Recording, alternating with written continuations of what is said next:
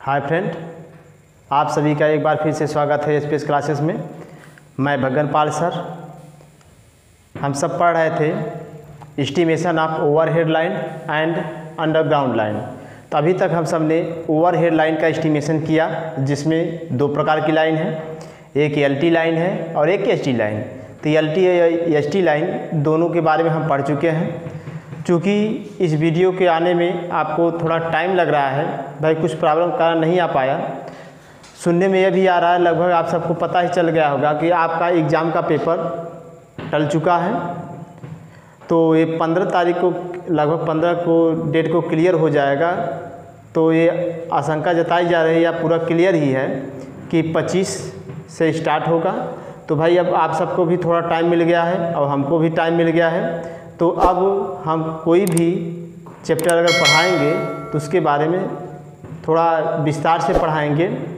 तो इधर जो हम पढ़ रहे हैं एसटी और एलटी लाइन, तो इसमें हमारा 3 प्रकार का क्वेश्चन आता है, एक एलटी लाइन का, एक एसटी लाइन का और एक अंडरग्राउंड लाइन का। तो हमने एलटी का पढ़ा, एसटी का पढ़ा, अब पढ़ेंगे अंडरग्राउंड लाइन का। अब रही बात आप सबकी कि भाई एलटी और एसटी लाइन के न्यूमेरिकल में कोई भी क्वेश्चन हो, अगर आपको नहीं समझ में आ रहा है तो आप लिंक में कमेंट द्वारा भेजें और हमको सूचित करें कि सर ये क्वेश्चन नहीं आ रहा है, तो हम उसमें सुधार करेंगे। जैसे ब्रिजेश कुमार जी ने एक क्वेश्चन पूछा है कि सर लूपों, जो रक्षर तार लूप है उसकी संख्या हम कैसे काउंट करते हैं। तो आपको बता दें, जैसे आप सब लोग देखे होंगे कि भाई जो रक्षर लूप लगता है वो बताया गया है एलटी लाइन के लिए है। तो ये मान लीजिए एलटी लाइन का टर्मिनल पोल है और एक टर्मिनल पोल यहाँ पर है, ठीक। ये भी क्या है, टर्मिनल पोल है। और बीच में ये मान लो मिडिल पोल है, यह भी बीच में क्या है, मिडिल पोल है। फिर एक और बीच में हम ले रहे हैं मिडिल पोल है। ये सब जो क्या हैं, ये मिडिल पोल, यह भी मिडिल पोल और यह भी मिडिल पोल। समझ लीजिए क्वेश्चन आया है। तो भाई आप जानते हैं कि ये 4 वायर जाता है 3 फेज, 1 2 3 4। अगर गलित प्रकाश बचता है तो 5 तार जाएगा। ये हो गया R phase, Y phase, V phase, ये न्यूट्रल, ठीक है। तो ये R phase, Y phase, V phase, neutral cum earthing. और चलिए न्यूट्रल अलग है, अगर न्यूट्रल को अलग कर रहे हैं, अगर अर्थ को अलग रहे तो इस प्रकार। चूँकि हम यहाँ पे क्वेश्चन में न्यूट्रल और अर्थ को एक साथ लिए हैं। अब चूँकि यहाँ गलित प्रकाश व्यवस्था बताई जाए तो ये पी है और ये क्या है, अर्थ वायर और न्यूट्रल कम अर्थिंग है। यहाँ पूछा गया क्वेश्चन कि सर रक्षर लूप जो लगाते हैं, तो भाई यहाँ पे यह जो टर्मिनल पोल होता है, टर्मिनल पोल पे खिंचाव जाता होता है, वायर को अपनी तरफ खींचे रहता है। तो यहाँ पे झोल कम हो पाता है, सैग कम मिलता है। तो यहाँ पे एक ही हम रक्षर लूप बीच में लगा देते हैं। ये किनारे हो गया, जान लीजिए बीच में रहता है। और अच्छे यहाँ पे तनाव ज़्यादा होता है तो यहाँ पे बीच में एक रक्षर लूप लगा देते हैं, ये इससे काम चल जाता है। लेकिन बीच वाले जो हमारे कंडक्टर हैं, पोलों के बीच दूरी ज़्यादा होने पर उनमें झोल ज़्यादा आता है, तो वायर हवा चलने पे ऊपर नीचे जंप करके शॉर्ट सर्किट हो सकता है। तो उसके बचने के लिए यहाँ पर बीच में 2-2 रक्षर लूप का हम प्रयोग करते हैं। ये देखिए जैसे दिखाया गया। तो इस प्रकार हम काउंट करेंगे कि भाई जैसे कितने पार्ट हैं, देख लीजिए, 1 पार्ट, 2 पार्ट, 3 पार्ट, 4 पार्ट। तो पहला पार्ट और जो अंतिम पार्ट है उसमें कितना है, एक रक्षर लूप है। भाई पहले वाले में भी एक रक्षर लूप है और दूसरे अंतिम वाले पार्ट में भी क्या है, एक ही रक्षर लूप है। और जबकि बीच वाले पार्ट में 2-2 हैं, 2 इसमें भी है, तो यहाँ भी 2 दिखाई दे, बीच वाले में 2 रक्षर लूप है। तो बीच वाले में मतलब 2 पार्ट जो हैं उसमें 2 यहाँ है, 2 यहाँ है।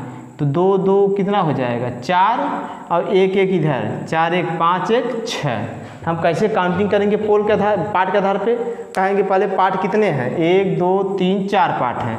तो 4 पार्ट हैं, तो 4 पार्ट में पहले 2 पार्ट निकाल देना है। अब पहला पार्ट और लास्ट वाला पार्ट, 2 पार्ट निकाल दिए तो बचा 2 पार्ट।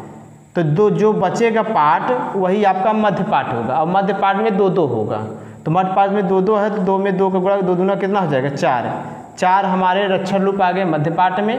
और किनारे पे 1 1 है, तो 4 1 5 1 6। तो आप डायरेक्ट लिख देंगे 6 होगा। याद रहे कि मतलब जितने पार्ट हो उसमें पहले 2 घटा दीजिए, जितना बच रहा है वो आपका मध्य पार्ट आ जाएगा, उसमें 2 का गुणा कर देंगे तो मध्य पार्ट में लक्षण रूप की संख्या आ जाएगी और किनारे का एक एक जोड़ लेंगे, टोटल लक्षण रूपों की संख्या होगी। ठीक, इतना तो आप समझ चुके। अब आइए चलते हैं अंडरग्राउंड लाइन का एस्टिमेशन और कास्टिंग करना। ये आपका बहुत ही सिंपल है, इसमें कुछ नहीं है। आइए बता देते हैं, अभी तक इससे एक क्वेश्चन आया है लेकिन फिर भी आ सकता है, आप लोग जान लीजिए, किसी चीज़ को छोड़िए मत, हर प्रकार क्वेश्चन को जानते रहिए। आ गया तो ठीक है, नहीं आया तो आपके जानकारी के लिए मिल जाएगा।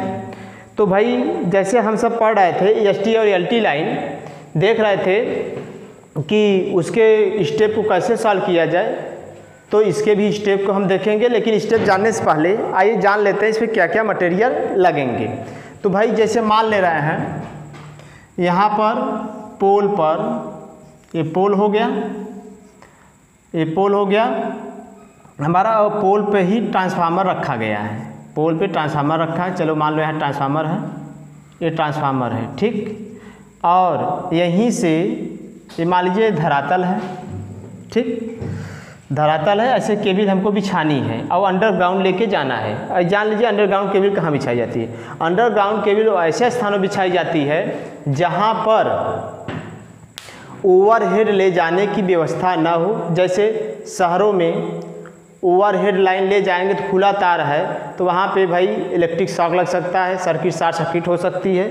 तो कस्बे में जहाँ घनी बस्ती है तो वहाँ पे हम क्या करेंगे, अंडरग्राउंड केबल ले जाके कंज्यूमर को पहुँचाएंगे। ऐसे स्थानों पे हम अंडरग्राउंड का प्रयोग करते हैं। तो अंडरग्राउंड एलटी का भी होता है, एसटी का। एलटी का जब कहा जाए 415 वोल्ट, एसटी कहा जाए तो 11 केवी, ठीक।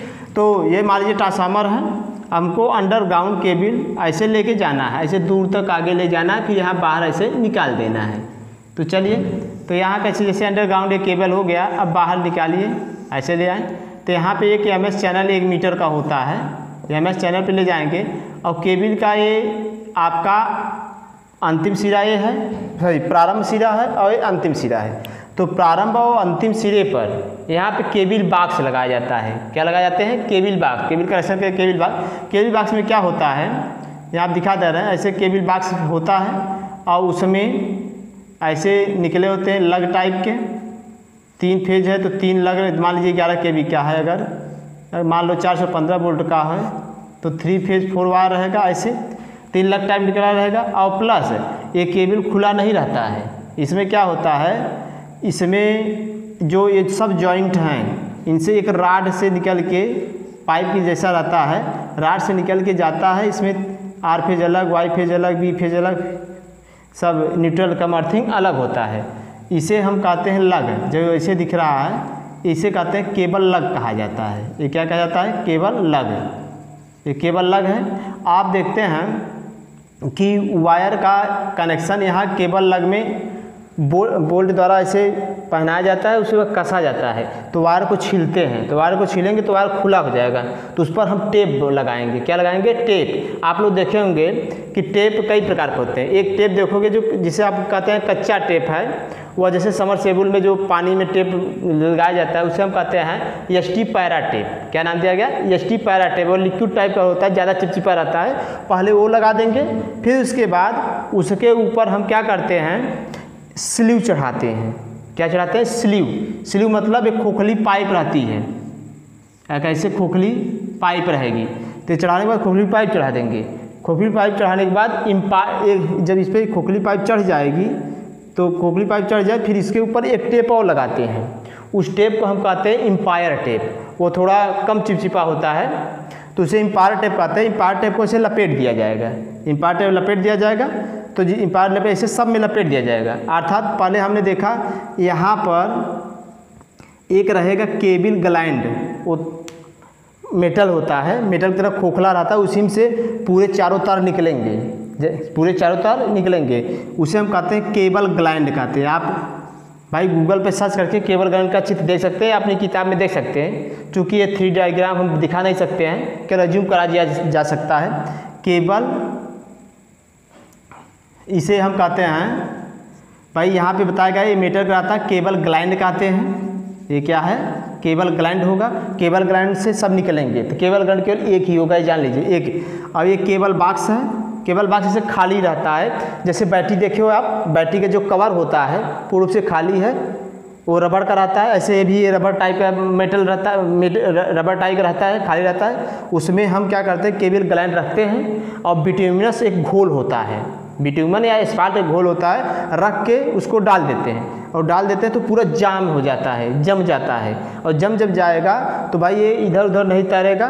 तो केबल ग्लैंड ऐसे रखा गया है और इसमें आप जान रहे हैं ये स्लीव कहते हैं, ये जो पाइप पहनाई गई है ये वाली, उसे कहते हैं केबल स्लीव, ये कहते हैं केबल स्लीव कहा जाएगा, केबल स्लीव कहते हैं, याद रहे केबल स्लीव। फिर दो प्रकार के टेप यूज है, एक ST tape, ST para tape, और एक है एम्पायर टेप। तो भाई जब भी टेप मिलेगा, गोले में मिलता है, रोल में मिलेगा, तो एसटी पैरा टेप वो आवश्यकता अनुसार टेप लपेट दिया, तो मान लेंगे 10 लगेगा, 20 लगेगा, कुछ भी लगेगा। तो एक केबल बॉक्स है, केबल बॉक्स में जिसमें केबल का मिश्रण भर के जाम किया जाता है, ये क्या है, केबल बॉक्स है। आप पहले सभी मटेरियल जान लीजिए, अगर मटेरियल जान गए तो इसके क्वेश्चन में कुछ है वो नहीं। तो यह हो गया केबल बॉक्स, अर्थात केबल बॉक्स साइड इतने मटेरियल रहेंगे। केबल बॉक्स होगा जो खोल है, उसमें केबल का मिश्रण भी भरा होता है, जिसे हम मिश्रण जो होता है वो बिट्यूमन या एस्फाल्ट होता है, लिक्विड टाइप होता है, भर देते हैं, कुछ टाइम बाद तो जाम हो जाता है, पूरा जाम हो जाता है, सॉलिड हो जाता है। तो इसमें केबल मिश्रण भी है। तो चलिए हम यहाँ लिख दे रहे हैं, तो इसमें क्या है, केबल मिश्रण है, केबल मिक्सचर है, केबल मिक्सचर है, ठीक। ये केबल मिक्सचर हो गया। अब इसे केबल लैग कह रहे हैं, लैग नहीं लग, केबल लग कह रहे हैं। तो इतने मटेरियल केबल बॉक्स होते हैं। अब इसी पोल ट्रांसफार्मर से सप्लाई हमको ले जानी है, तो इन सभी में जॉइंट कर देंगे। एक लग डायरेक्ट जाके जुड़ता है, जो नोब होता है ट्रांसफार्मर का, उसी में केबल ले जाके पहना के पोल द्वारा कह देते हैं, जिससे केबल हिलने डुलने नहीं पाता है। और जब पोल से नीचे की तरफ ग्राउंड ले जाएंगे केबल को, तो यहाँ पहले जीआई लगाएंगे। 5 मीटर लंबी जीआई पाइप होती है। कितने मीटर लंबी? 5 मीटर लंबी यहाँ जीआई पाइप होगी, लगभग 100 mm स्क्वायर की मोटाई का होता है। जीआई पाइप के द्वारा ले जाके हम ऐसे अंडरग्राउंड ले जाएंगे। अब अंडरग्राउंड कैसे जाएगा? तो पहले हम ज़मीन में गड्ढा खोदेंगे। गड्ढे की जो चौड़ाई होगी वह 45 सेंटीमीटर होगी। गड्ढे की जो चौड़ाई है, गड्ढे की जो चौड़ाई होगी, गड्ढे की चौड़ाई 45 सेंटीमीटर, मतलब 45 सेंटीमीटर ऐसे चौड़ा गड्ढा खोद लेंगे। यह हो गया। और कितनी गहराई रहेगी? 60 सेंटीमीटर गहराई रहेगी। 60 सेंटीमीटर गहराई, गड्ढे की जो गहराई है, गहराई वो 60 सेंटीमीटर रहेगा। तो गड्ढा खोद लिए। अब खोदने के बाद हम क्या करेंगे, यहाँ पे बताया गया डायरेक्ट मेथड प्रयोग किया जाता है। और डायरेक्ट मेथड कैसे होता है वही बताया जा रहा है। पहले 45 सेंटीमीटर चौड़ाई का 60 सेंटीमीटर गहराई का गड्ढा खोदेंगे। गड्ढा जब खुद जाएगा तो बालू बिछाएंगे। बालू कितना मोटा बिछाएंगे? नीचे 8 सेंटीमीटर मोटाई का बालू बिछाएंगे। तो 8 सेंटीमीटर का नीचे मोटाई का बालू बिछाया जाएगा। 8 सेंटीमीटर मोटाई का, कितने का? 8 सेंटीमीटर मोटाई का बालू बिछाएंगे। ठीक, बालू बिछा देंगे। अब केबल उसी पे बिछा देंगे, केबल उसी पे बिछा देंगे। अब केबल बिछ गया, फिर केबल के ऊपर 10 सेंटीमीटर मोटाई का, जैसे केबल बिछा दिए, नीचे बालू बिछा था, केबल बिछा दिए, इसके ऊपर फिर 10 सेंटीमीटर मोटाई का बालू बिछा देंगे। अब बालू बिछा दिए, जब बालू बिछ जाएगा फिर इसके ऊपर क्या करेंगे, अब ईंट रखेंगे। ईंट रहता है 19 गुणे 9 गुणे 4 mm का ईंट रहता है सेंटीमीटर का, ये ईंट बिछा देंगे। और ईंट ऐसा रखेंगे कि 5 सेंटीमीटर इधर ईंट निकली रहे, 5 सेंटीमीटर इधर ईंट रहे, उसके ऊपर ईंट बिछा के फिर मिट्टी से हम गड्ढे को क्या करेंगे, ढक देंगे। अगर ऐसे मेथड से केबल बिछाया जा रहा है तो इसे कहते हैं प्रत्यक्ष विधि या डायरेक्ट मेथड कहा जाता है। ठीक, तो आप समझ गए। 45 सेंटीमीटर का चौड़ा गड्ढा, गहराई 60 सेंटीमीटर, पहले 8 सेंटीमीटर बालू बिछाओ, फिर केबल बिछाओ, फिर उसके ऊपर केबल बिछाने के बाद 10 सेंटीमीटर मोटाई का फिर बालू बिछाओ, फिर ईंट रखो, फिर गड्ढे को पाट दो।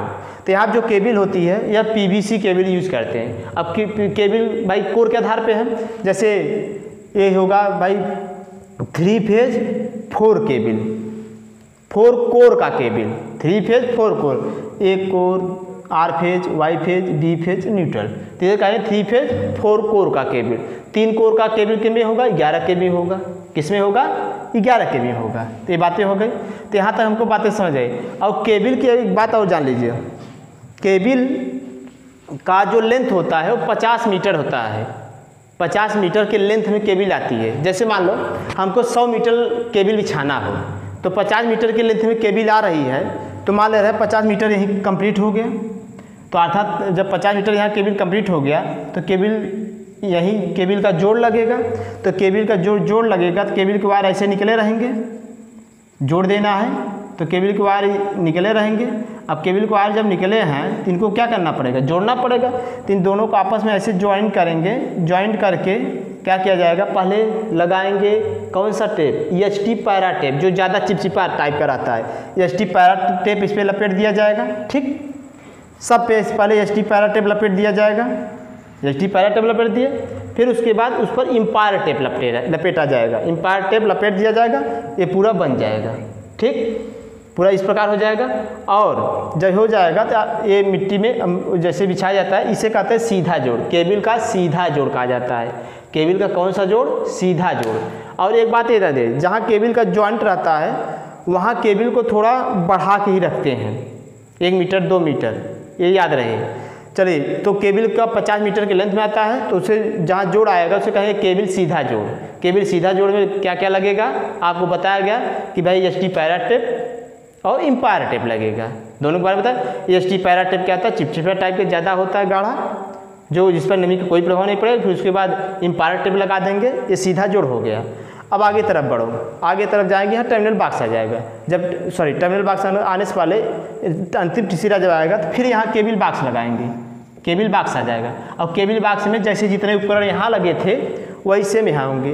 केबल बॉक्स से पहले केबल ग्राइंड निकलेगा, जो मेटल का होता है। केबल ग्राइंड, और केबल ग्राइंड से R phase, Y phase, B phase और न्यूट्रल सभी निकले रहेंगे। और केबल ग्राइंड में भाई प्रत्येक को छीलना है, और छीलना है लग लगाने के लिए, तो छील लेंगे। लग सेटिंग कर दिए, फिर उस पर EHT पैरा टेप लपेटो, फिर क्या है, केबल स्लीव चढ़ाओ, केबल स्लीव चढ़ाओ, फिर इम्पायर टेप लपेटो। तो इस प्रकार ये भी जैसे यहाँ पे पूरा समायोजन है वैसे में यहाँ समायोजन रहेगा। अब बात यहाँ पे आती है कि टर्मिनल पर नियम यह है कि इस टर्मिनल पर, इस टर्मिनल दोनों साइड, केवल दोनों साइड 5 से 7 मीटर केबल अतिरिक्त होनी चाहिए। तो हम यहाँ पर 5 मीटर अतिरिक्त लेते हैं। 5 मीटर यहाँ केबल का लूप बना के छोड़ देंगे, 5 मीटर यहाँ केबल का लूप बना के छोड़ देंगे। और जहाँ जोड़ आता है वहाँ 2.5 मीटर का लूप बना के छोड़ा जाता है। या इसलिए छोड़ा जाता है, कोई फॉल्ट हो, केबल छोटा पड़ेगा तो क्या खींचेंगे भाई, खींचेंगे तो वो जुड़ ही नहीं पाएगा। तो इसलिए यहाँ 2.5 मीटर का, लगभग 2.5 मीटर तक हम क्या करते हैं, लूप बना के वहीं छोड़े रहते हैं। कभी मान लीजिए फॉल्ट हुआ तो उस जोड़ को खोलेंगे, केबल को काट के फिर जोड़ दिया जाएगा। तो जहाँ जहाँ जॉइंट आएगा तो वहाँ समझो 2.5 मीटर तक ये लूप रहेगा। ये बात हो गई।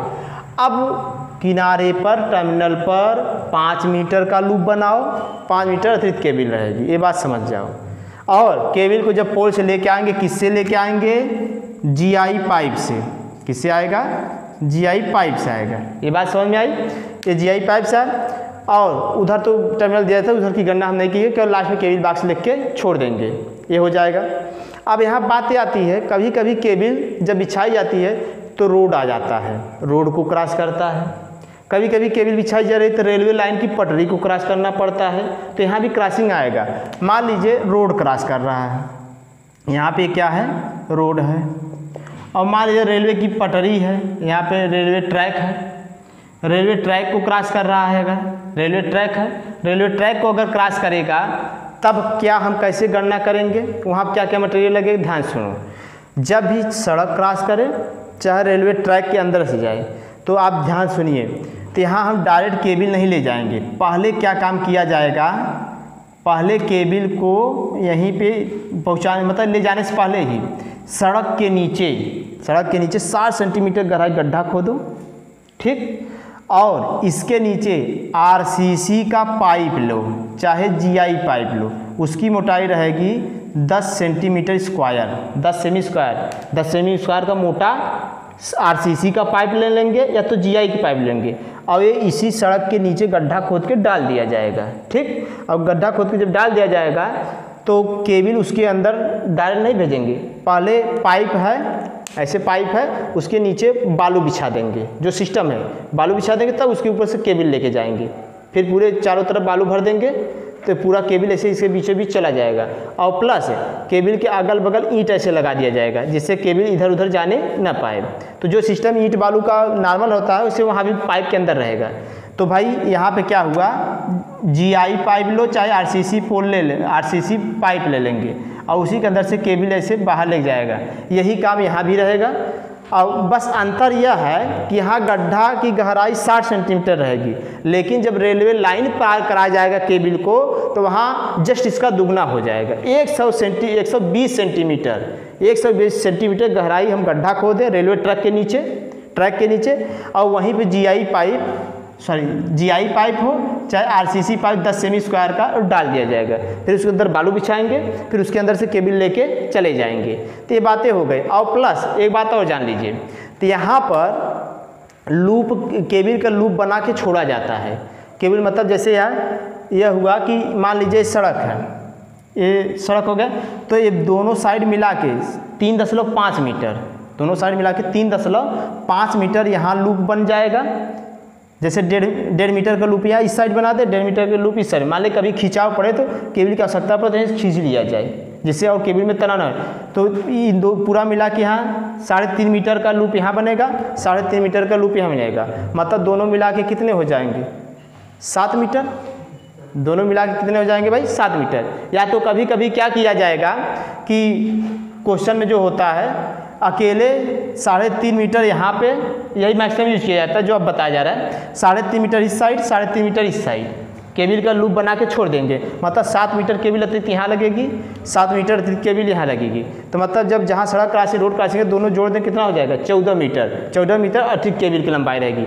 मान लीजिए 14 मीटर केबल की अतिरिक्त पूरी केबल की लंबाई 100 मीटर है। मतलब 100 मीटर गड्ढा खोदे अंडरग्राउंड केबल जा रहा है, 100 मीटर यह हो गया, 7 14 मीटर हो गया, 114 मीटर।